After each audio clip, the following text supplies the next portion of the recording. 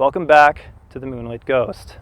Today, we're here at the Salt Lake City Cemetery, where there is more than one unusual story to be told. Today, we're exploring the story of Jacob Moritz and EMO'S grave. But we are also here on location with Lily E. Gray, victim of the beast. And if you would like to know about that story, please stay tuned, like and subscribe, and support me on Patreon. Thank you. Let's get into it. Try to catch me howling at the moon.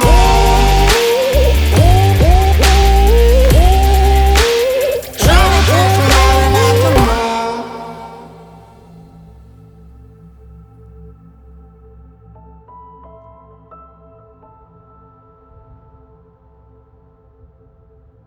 Even though I do believe in ghosts, I also know that oftentimes ghosts can be nothing more than just our overactive imaginations.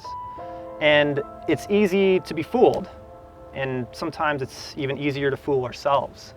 And as you guys know, being fans of my channel, of the Moonlit Ghost, you know that stories over time can often take on a life of their own, changing and evolving.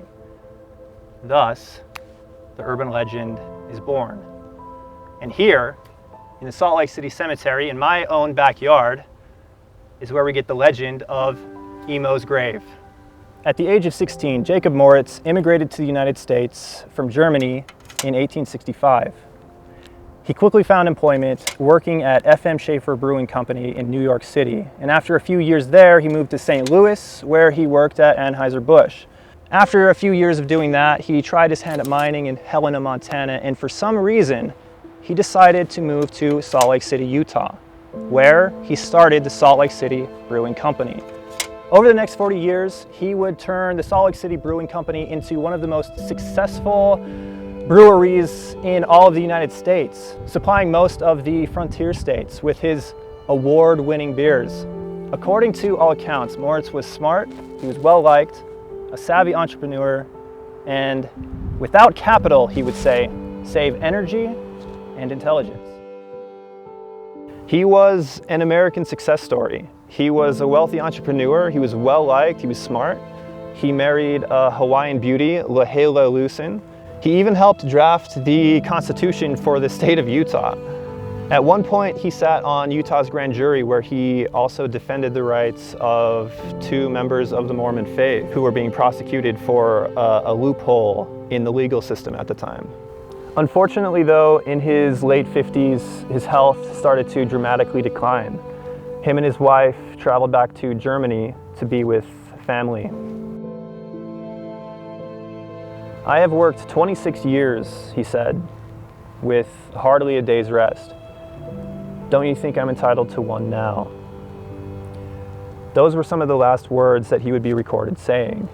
6 months later, he would die a painful death. He had cancer, which had spread to much of his lungs and most of his stomach. His body was cremated and sent back to Utah, where his ashes were interned here in this very cemetery.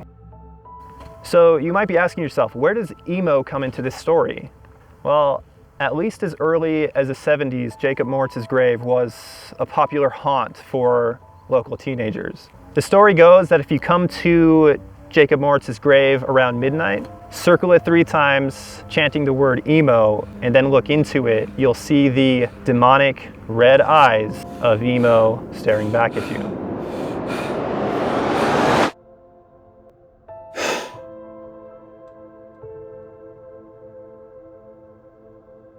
At some point, somebody vandalized the grave and etched an E and an O on either side of the M, obviously emo. And unfortunately for us, the vandalism continued.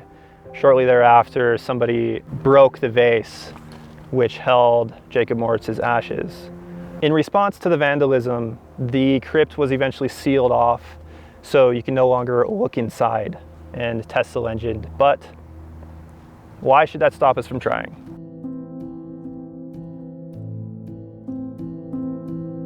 All right, so I'm gonna do this. I'm just gonna entertain this idea and do what the legend says. Run around EMO'S grave 3 times and you say emo 3 times, and I'm gonna just stand back and see what happens.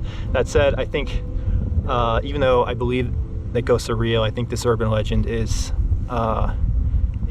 just that. There are a lot of things in this world that trick our minds into thinking that things are ghosts, but I don't know that there's any validity to this urban legend. Let's do it. Let's do it. Here we go. All right, so I'll go around once. This is emo. Emo. Emo.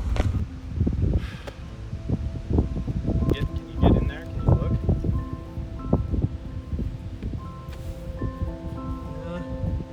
I think that's just still the inside of the door, though. I don't see anything. This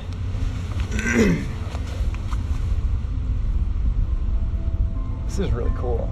Kind of one of the primary reasons why I don't think there's any real validity to this urban legend, even though like some urban legends have a lot of grounds in truth and whatever, is that there's no historical precedence for emo. Like, this is Jacob Moritz. You could like stretch it and say like emo is like the demon name that haunts this grave or whatever, and like somebody on, I don't know, but there's nothing like that. Just somebody vandalized the grave, and when you would look in there, you'd see your own reflection, and it would be distorted, and you'd get a scare, and like those two things combined kind of created the urban legend. So that's the story of Jacob Moritz and EMO'S grave. If you're a local and have had your own experience with emo, please reach out to me. I'd love to hear your stories. Leave a comment down below or email me at themoonlitghost@gmail.com. Also, if you want to know more about Lily Gray, the victim of the beast, please subscribe. I'm working on that video right now. And if I get 5 patrons, we will be investigating the McCune Mansion in Salt Lake City next. So go hit me up on Patreon.